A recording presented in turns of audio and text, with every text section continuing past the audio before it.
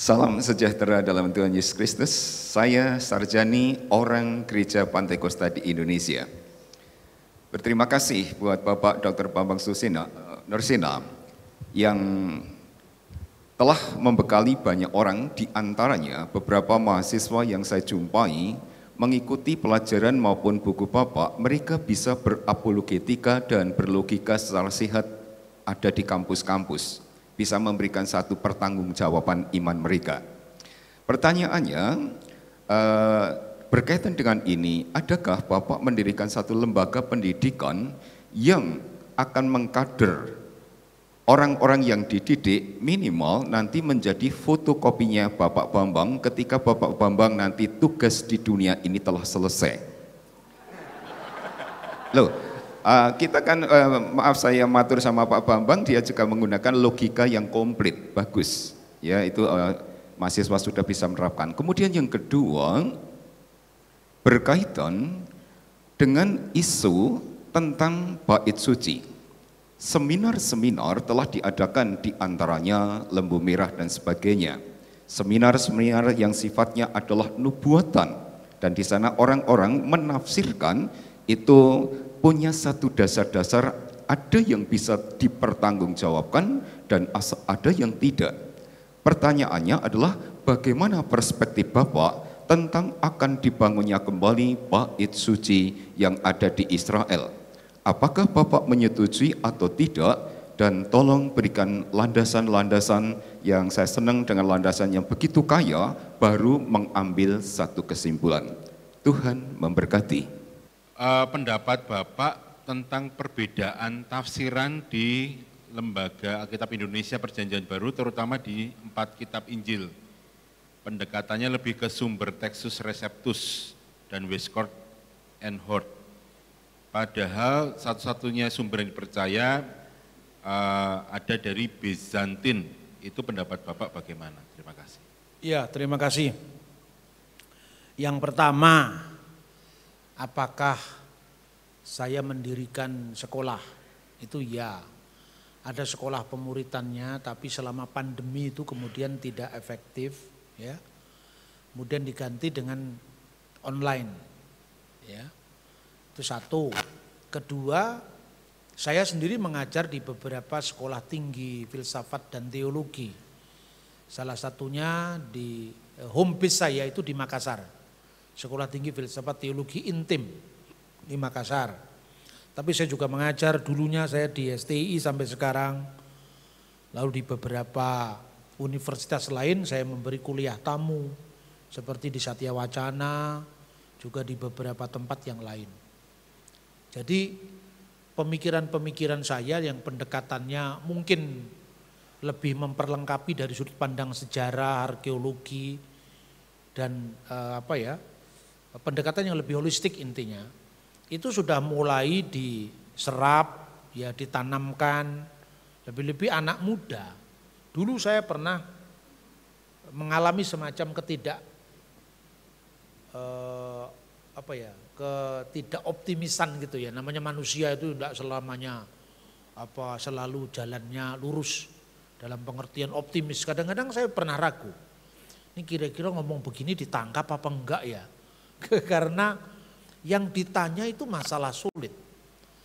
Kalau dijawab dengan ringan tentu itu tidak memenuhi standar jawaban. Tapi kalau dijawab dengan rumit, ya itu kan malah tidak mengerti. Lalu saya minta hikmat kepada Tuhan. Gimana caranya bicara hal yang rumit dalam bahasa yang sederhana? Ya. Terus Tuhan itu pertemukan saya dengan orang-orang lucu.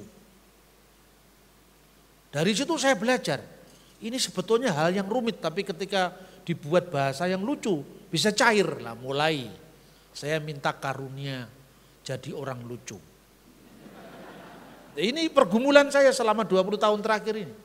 Jadi kalau saudara menyaksikan khotbah-khotbah saya tahun 2005, 2004 itu nadanya orakel.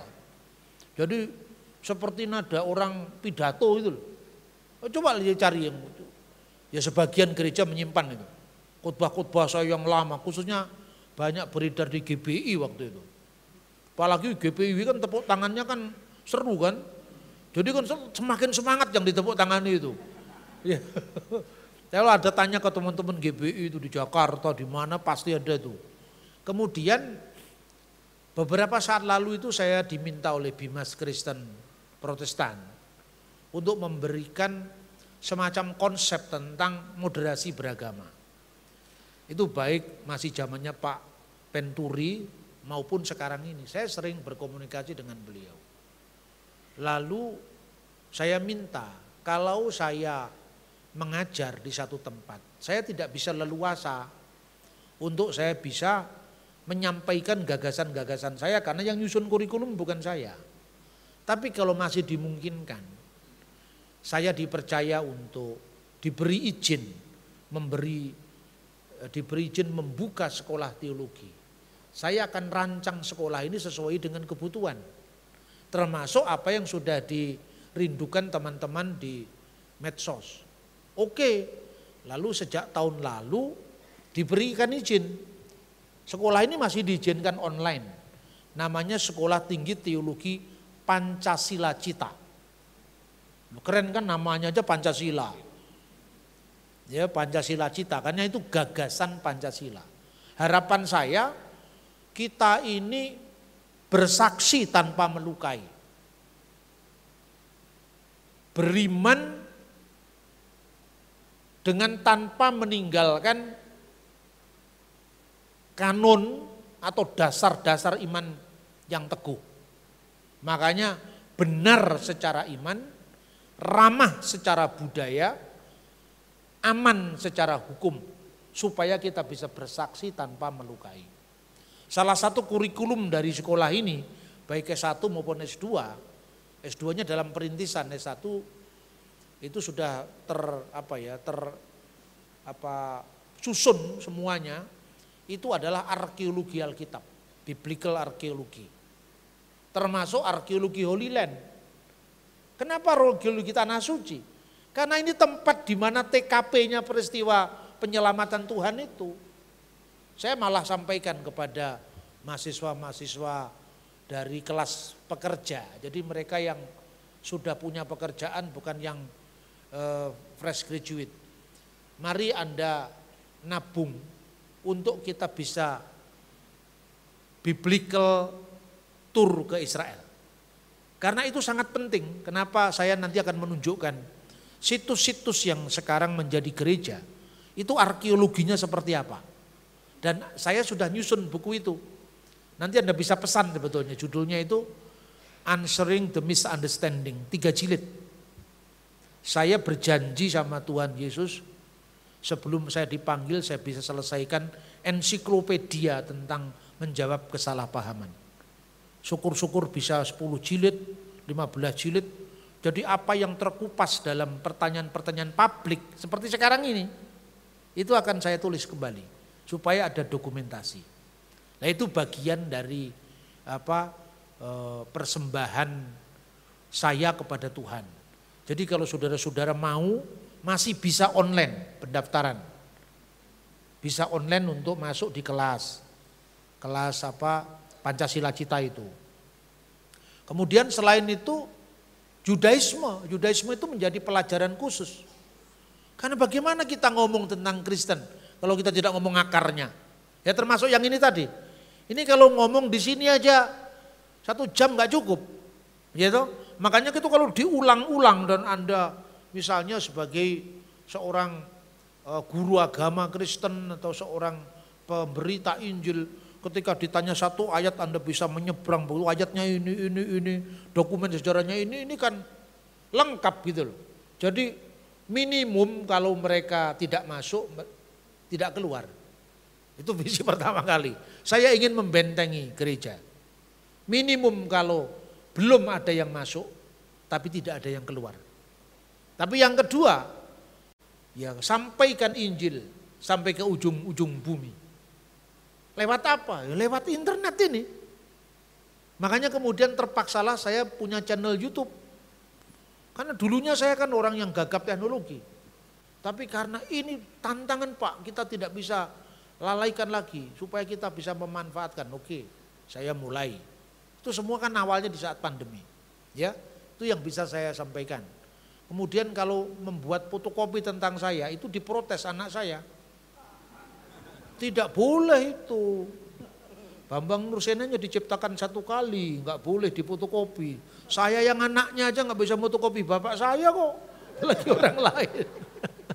Tapi kalau artinya itu pemuritan, nah itu betul.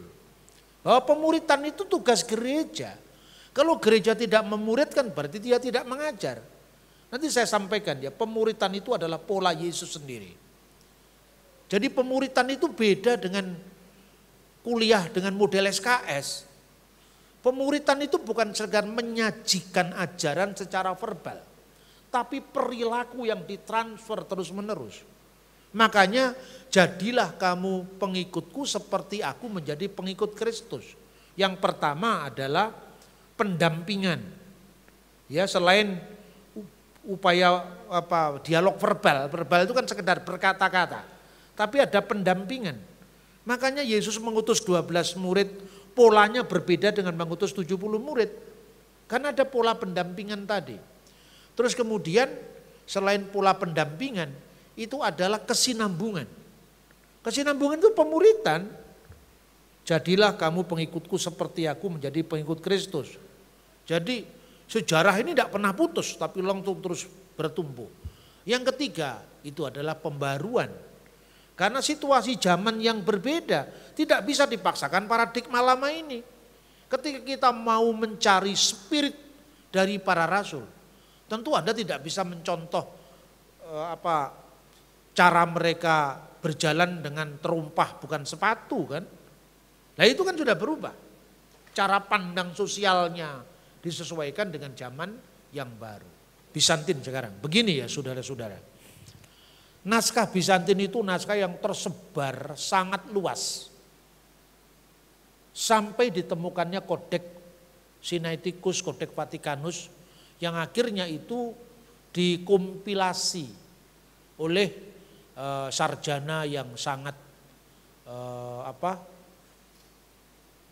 sangat telaten dalam mengumpulkan itu. Westcott dan Hort ya, yang dikenal dengan Criticus Apparatus. Tapi menurut saya tidak perlu dipertentangkan antara keduanya. Kalau ada pertentangan antara keduanya, tetangga sebelah sudah nunggu itu. Makanya orang Kristen itu jangan hanya pinter untuk diri sendiri, tapi menjaga keseimbangan itu penting. Ini diskusi akademis begini, kalau didengar itu preman-preman YouTube itu bisa lain itu. Wah ini Bambang Nursena pendukung Bizantin, yang lain lah kan kacau lagi tuh. Terus kemudian ketika Anda tidak hati-hati menyampaikan ini ke publik, sudah menjadi viral. Pasukan kita tidak sebanyak pasukan mereka. Militansi kita tidak semilitan mereka, kalah lagi kita. Paham yang saya maksudkan Bapak Ibu Saudara-saudara. Tapi bagaimana dengan lembaga Alkitab? Sekarang banyak orang Kristen yang nyerang lembaga Alkitab. Saudara, Anda orang saleh, tapi kalau sering salah ditumpangi setan. Loh ini benar, saya amati. Ini kalau ngomong dunia roh, ya, yang dibutuhkan Indonesia sekarang itu 3 gerakan. Dan 3 gerakan ini harus saling melengkapi, tidak boleh saling meniadakan. 1, gerakan pemikiran, gerakan intelektual. 2, gerakan kebudayaan. Karena budaya itu mengubah perilaku tidak disadari. Karena jadi pola hidup. Yang ketiga, gerakan roh. Karena seperti secerdas apapun kita ini berada di dalam pengaruh-pengaruh ilah zaman ini. Yang bisa mengobrak-abrik sesuatu yang mulai berhasil. Salah satunya lewat apa? Lewat egonya para teolog. Teolog itu kalau sudah pinter merasa tidak butuh orang lain. Padahal setan itu tidak bisa masuk ke orang yang ada kasih. Setan biasanya masuk ke orang yang punya ego besar. Nah ini hati-hati nih. Juga berlaku untuk saya loh ini. Makanya orang saleh diganggunya di pikiran. Tapi orang pinter diganggunya di egois. Setan bisa masuk keduanya. Makanya kembali ke Efesus pasal 5 ayat 15. Ya, dengan kematian Yesus di salib yang adalah puncak kasih terbesar dalam kehidupan, maka perseteruan dihancurkan. Tembok pemisah yang dibangun sekat-sekat manusia, baik itu egoisme teologi, egoisme kelompok, egoisme ras, itu hancur. Tuhan contohkan dengan bagaimana dulu Yahudi dengan bukan Yahudi. Tembok yang semestinya itu sebetulnya pembagian tugas menjadi tembok demarkasi untuk saling mengutuk. Kalau Taurat itu diberikan Tuhan untuk menjaga keduanya, menciptakan harmoni, menciptakan salum, yang terjadi karena tidak sesuai das seinnya dari das solen, apa yang citra ideal yang dimaksud Tuhan tidak sesuai, maka disitulah terjadi batal demi hukum. Bukan Taurat dibatalkan, tapi batal dengan sendirinya karena perilaku tidak cakap dari orang-orang yang melaksanakan itu. Jangan ini terulang lagi.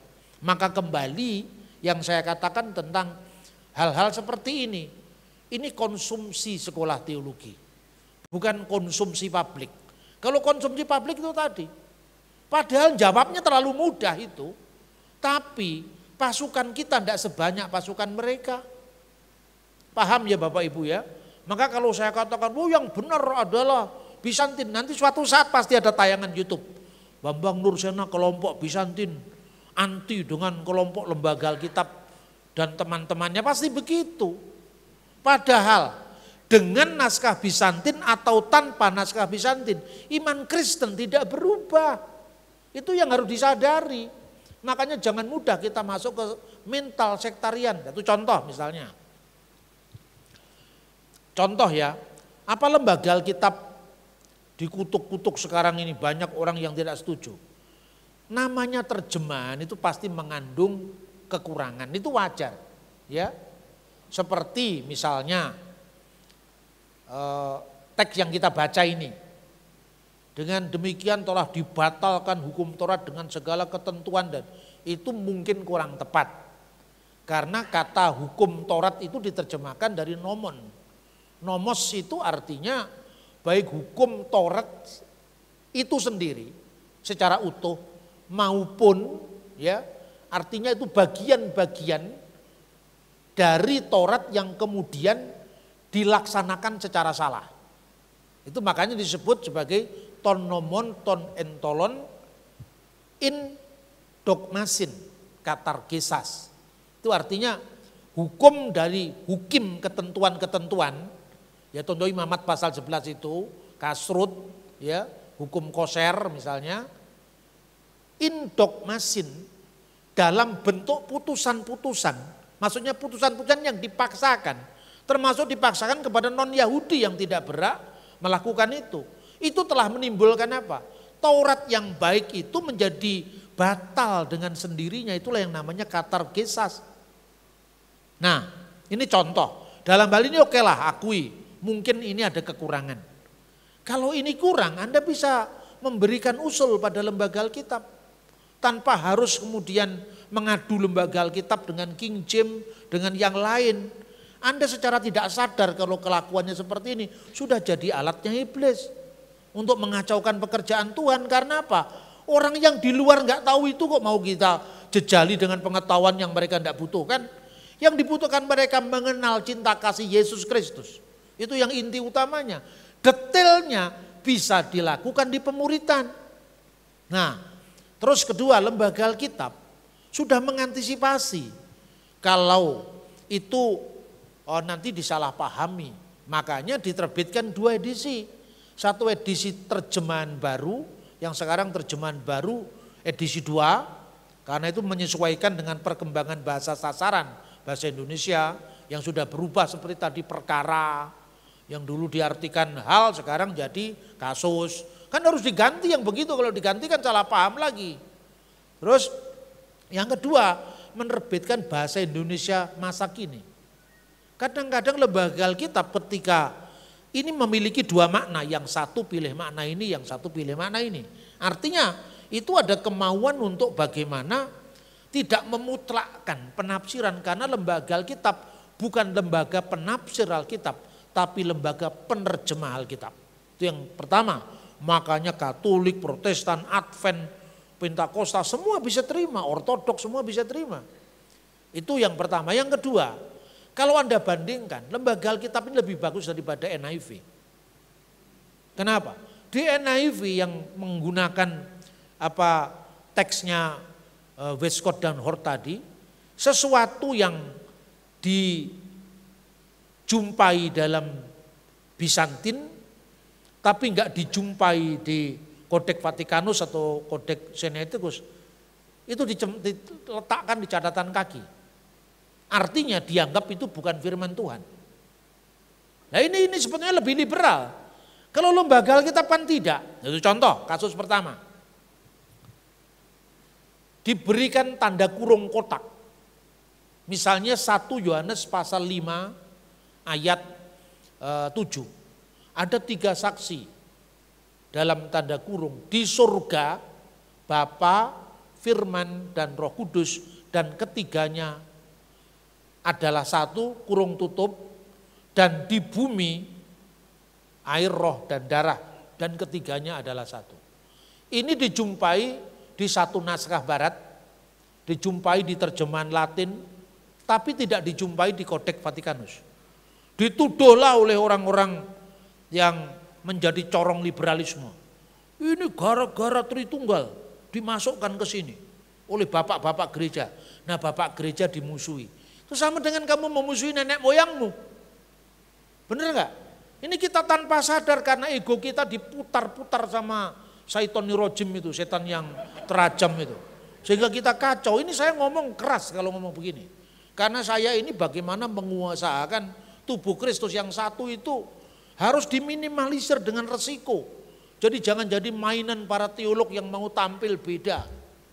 Ya. Ini yang saya kalau ngomong gini mesti tensi saya naik ini. Sekalipun tanpa kambing. Ya. Tapi saya mau ngomong gini karena keseriusan saya. Untuk saya berbicara hal-hal yang penting. Maka diterus tanda kurung. Tanda kurung itu artinya bagi pembacanya lay apa? Kalau kalian merasa bahwa teks Bizantin yang baik atau teks barat yang baik, ya kurung itu kamu terima. Tapi kalau kamu merasa tidak sejahtera itu bukan bagian dari naskah tertua, ya anggap saja, kan namanya tanda kurung. Contohnya itu satu. Kedua, doa Bapa kami. Pendekatan kita ini bukan sekedar pendekatan teks yang ada ini. Makanya saya tambahi pendekatan sejarah. Ya, contohnya itu, doa Bapa kami. Doa Bapa kami kan pada terakhirnya ayat 13, tanda kurung buka, karena engkaulah yang punya kerajaan dan kuasa dan kemuliaan sampai selama-lamanya. Amin kurung tutup. Kenapa ditempatkan di tanda kurung? Karena itu tidak ada dalam naskah seperti Kodeks Vatikanus, Kodeks Sinaiticus, tapi di naskah Bizantin ada. Nah sekarang Kodeks Vatikanus misalnya, ini lebih akurat daripada naskah Bizantin. Biasanya kan para teolog kan begitu kan ngomongnya. Karena itu mestinya itu nggak bisa dimasukkan. Sekarang oke, suatu saat Anda akan saya kasih tahu, saya bilang. Dan dalam forum-forum yang tertutup, saya tunjukkan ini loh naskahnya. Ini naskahnya ini. Saya tuh punya koleksi Kodeks Vatikanus itu replikanya ada. Kodeks Sinaiticus replikanya ada. Replika tulisan tangan dari tahun 350 Masehi itu ada. Replikanya itu Bibliotheca Bodmeriana yang isinya papirus dari tahun 120-an, 150-an ada. Sehingga kalau ada orang yang datang ke tempat saya, anaknya pendeta mau meninggalkan Kristus, saya bilang, yang sebetulnya kamu itu belum waktunya untuk memutuskan. Nah kok bisa Pak? Bacaanmu kurang banyak. Ya kalau kamu tinggal ternyata yang kamu tinggalkan itu salah. Nah kalau benar. Tapi enggak usah tapi, ini kamu sudah baca atau belum? Belum ya berarti tunda dululah. Tapi kalau sekarepmu mau masuk nyebrang ya sekarep-karepmu. Wong nyatane kowe ora patek pinter, ora patek ganggu.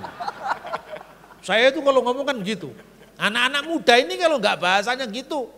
Mereka kan kurang yakin, digandoli malah melayu. Dilepaskan mikir-mikir 2 kali. Nanti jangan-jangan Pak Bambang bener wong aku ora diboti. Lah diboti apane lho? Kowe ora patek pinter lho. Saya bilang begitu. Ternyata dia mau diajar, anaknya pendeta itu, mau diajar. Udah saya tampung di kelas pemuritan. Lalu saya tunjukkan ini loh, bukti-buktinya. Nah jadi Pak, ini gimana? Doa Bapak kami, termasuk itu yang dipersoalkan. Karena dia baca buku-buku polemik itu. Isu pemalsuan Alkitab yang macam-macam itu. Dokumen pemalsuan Alkitab. Yang nulis juga itu pengetahuannya sangat minimalis itu. Terus saya tunjukkan. Coba, kamu pernah baca buku ini? Tidak pernah Pak. Itu buku judulnya Didake. Didake itu bukan Alkitab.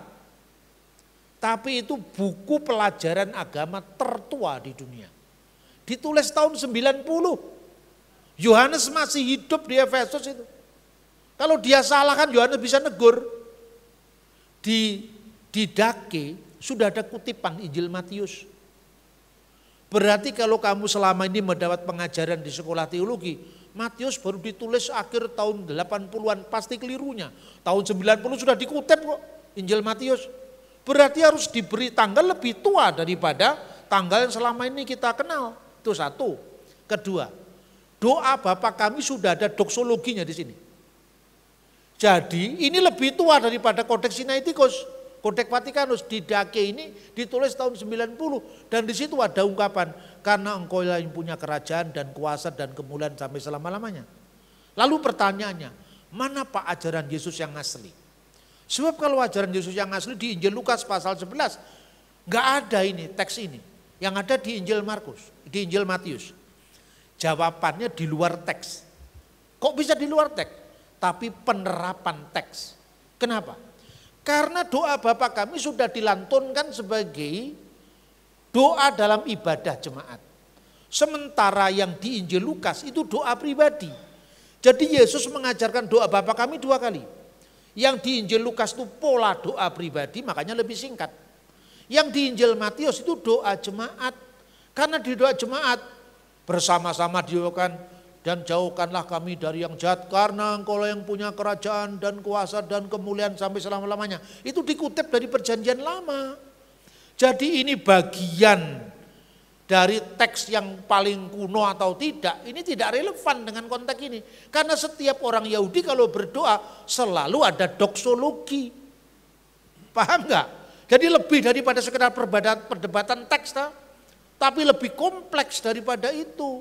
Terus Injil Markus pasal 16 ayat 9 sampai 20 ini bagian dari firman Tuhan atau tidak?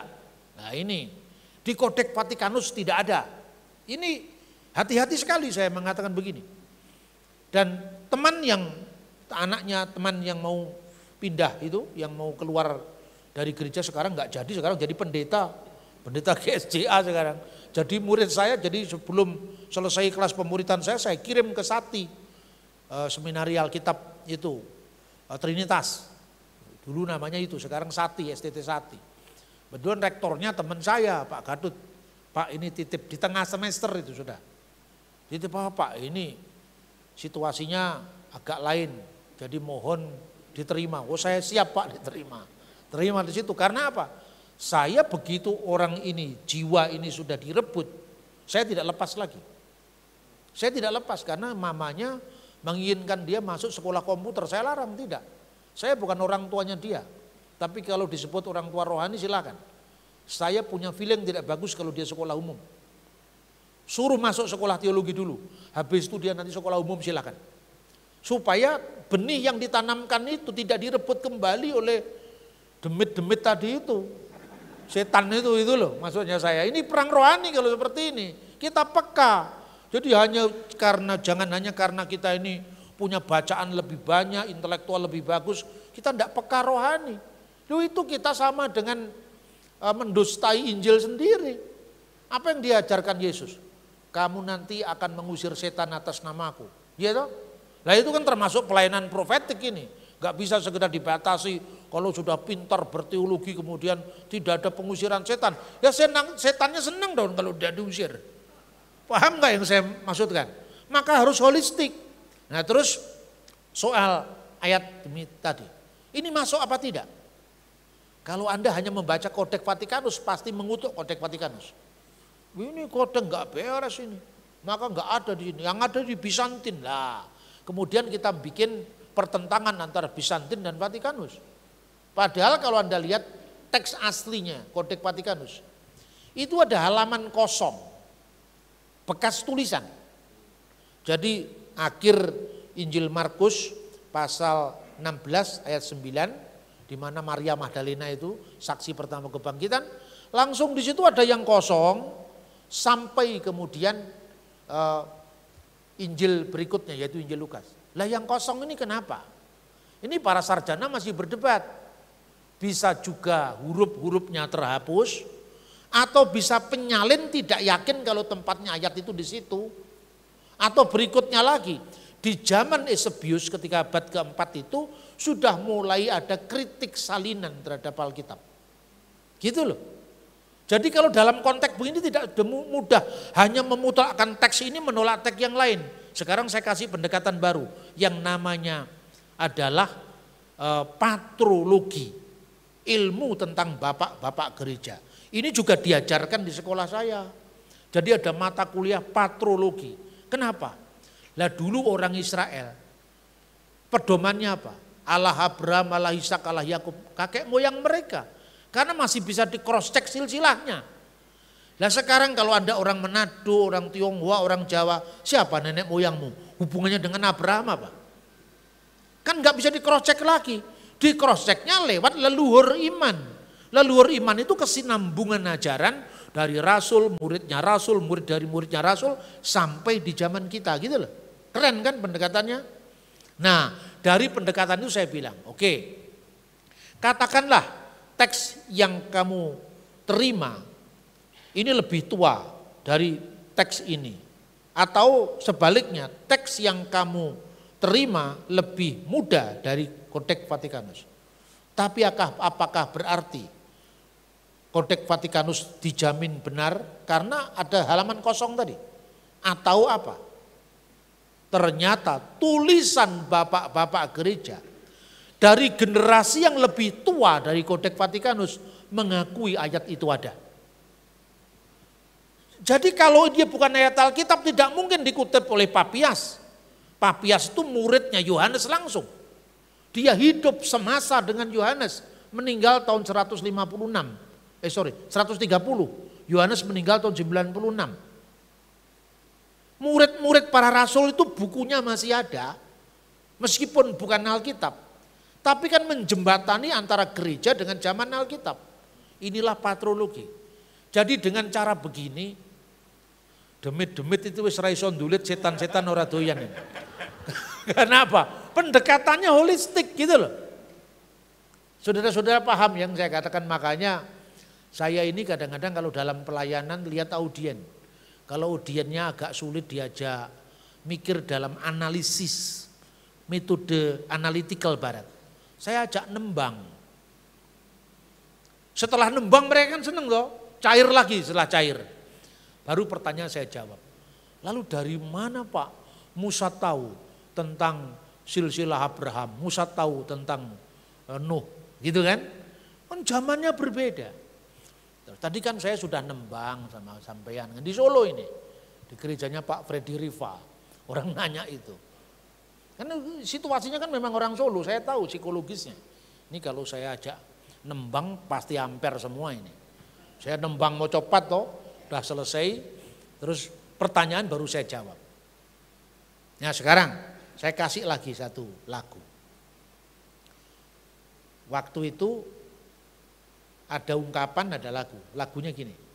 Ayo numpak sepur, bayare setali, rakyat adil makmur, milih Jokowi misalnya. Waktu itu, waktu masih kampanye itu kan, sambil guyon.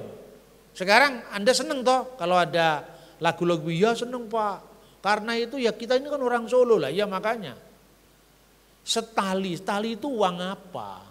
Coba tanyakan pada anak-anakmu yang sekolah di SMP, SD, setali. Sekarang yang dikenal dolar, rupiah, dolar, ya kan setali nggak ada yang tahu. Setali itu mata uang Majapahit. Rong laksa patang tali, wuruk sadu gawe ngaranya itu undang-undang Majapahit. Denda untuk orang yang merusak tempat ibadah 24.000 tali. Nah kira-kira tali itu mata uang Majapahit abad 14 abad 13 kok sekarang masih jadi nyanyian. Artinya apa? Ada pengabadian lewat tradisi rakyat khususnya lagu. Apalagi lagu suci, apalagi lagu rohani. Orang ngubah aja nggak berani. Inilah Musa menerima itu dari nenek moyangnya sekian generasi. Karena apa? Ini pelajaran yang diulang-ulang. Masuklah Ulangan pasal 6. Ya, ketika engkau sedang dalam perjalanan, ketika engkau terjaga dari tempat tidur, ajarkanlah kepada anak-anakmu. Ini pola untuk membayangkan ini, saudara, kalau memakai logika orang barat. Orang barat logikanya bagus tapi tradisinya tidak sekaya Israel. Kira-kira mirip dengan Israel justru tradisi Asia. Orang Asia itu kan banyak melestarikan dokumen-dokumen lewat lisan, yaitu nyanyian. Apalagi kalau nyanyian suci. Siapa yang berani merubah puja Trisandia?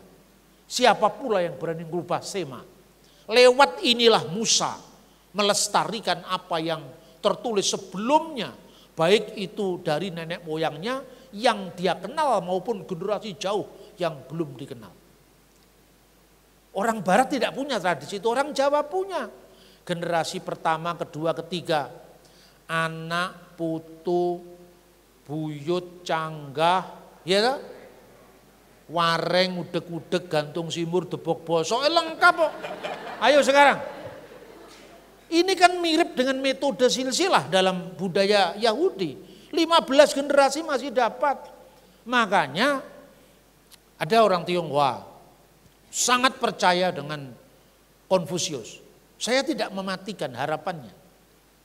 Ketika dia hidup di Solo atau di Jogja, saya ngomongnya yang mendekati filsafat yang dia anut, yaitu Konghucu, Konfusian. Lalu, oh itu gimana Pak? Apa salah Pak? Ya enggak salah, tapi perlu disempurnakan lagi. Oh, tapi enggak salah Pak, enggak. Kalau kita memikirkan generasi berikut itu kan sama dengan begini. Bopo truko anak nompo putu nemu buyut nunut. Artinya apa itu? Bopo truko, bapak itu yang memberi saham. Dia berbuat untuk anaknya, ya. Bopo truko anak nompo, anaknya menerima legasi dari bapaknya. Bahwa dia meneruskan apa yang diteruskan bapaknya. Setelah itu generasi berikutnya putu nemu. Tinggal nemu dia sudah dapat legasi dari bapaknya lagi. Buyut nunut. Generasi keempat tinggal ikut, ya kan? Buyut nunut, canggah munggah, canggahnya sudah mulai naik lagi. Karena bukan sekedar meneruskan warisan kemudian habis, tapi membuat produktivitas lebih naik lagi. Canggah munggah. Udek-udek, ojo mandek. Itu tinggal dicari-cari lah. Jadi, dia kan gak tertuduh dengan apa yang dia lakukan. Iya Pak, nah. Itu kalau dalam Tuhan Yesus Kristus, nah mulai saya ceritakan. Ya gayeng sambil minum kopi nggak disadari jam 1:30 malam. Pak seneng Pak saya ini ya, sesuk tapi sajennya aja lali, kopi. Menyampaikan Injil tanpa membuat orang lain tertuduh. Menyampaikan Injil tanpa membuat orang lain disalahkan. Itu penting.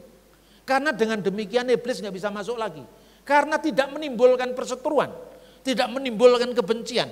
Sebab ketika kebencian datang menukarkan kasih setan punya pintu masuk.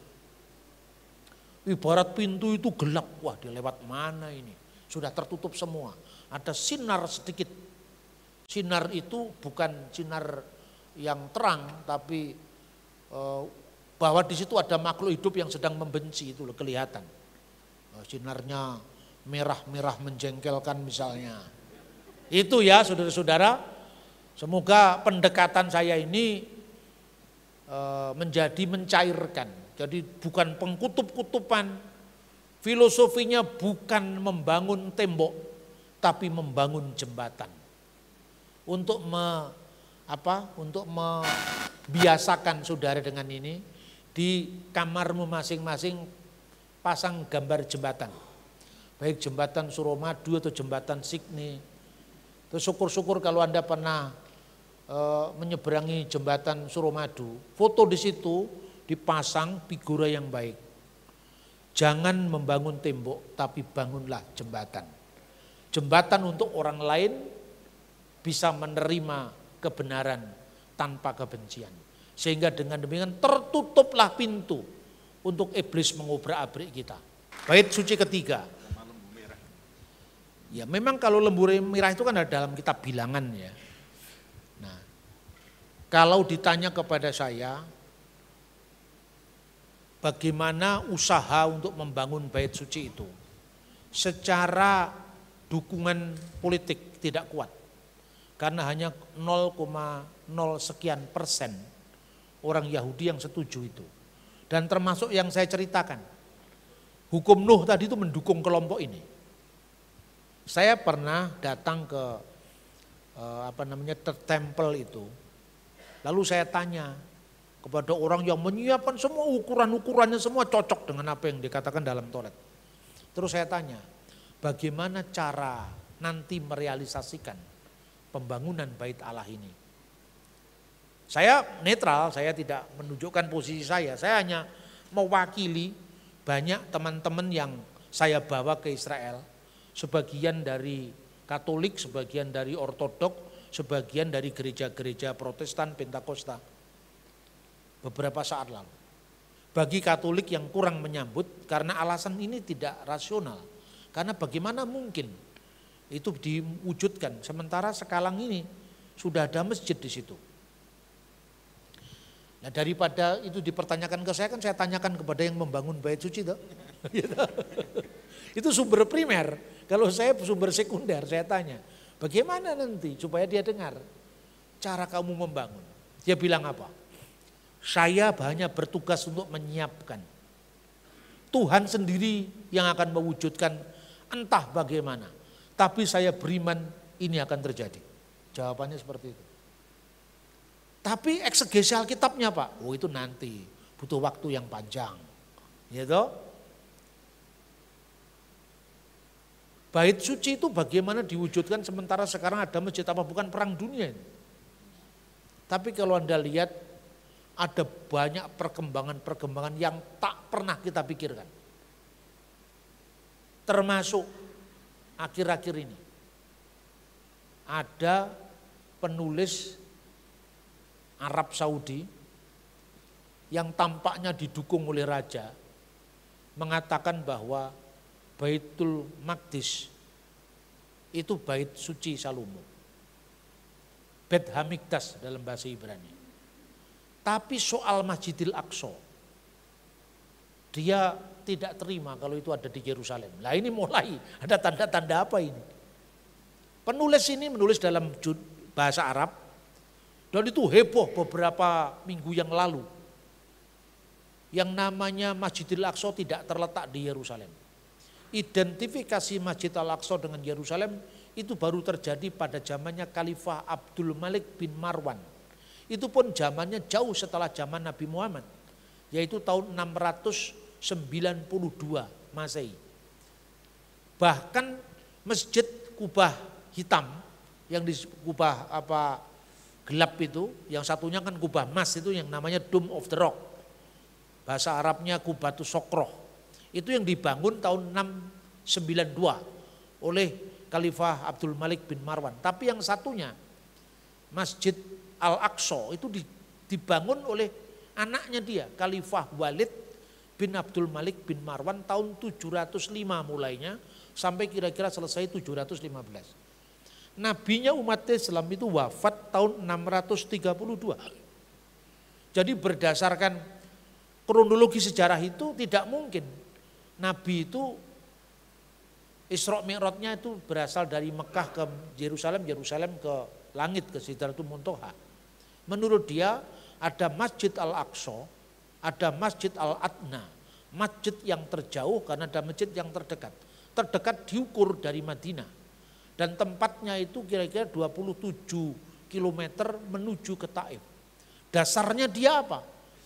Masjidil Aqsa itu letaknya di Arab Saudi sendiri.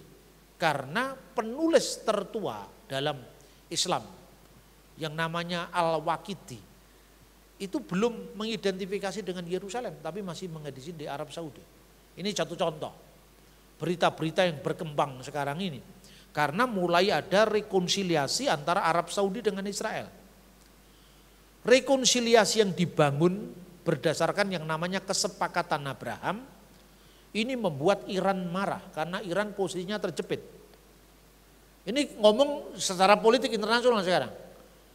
Kenapa Indonesia itu selalu membela Palestina?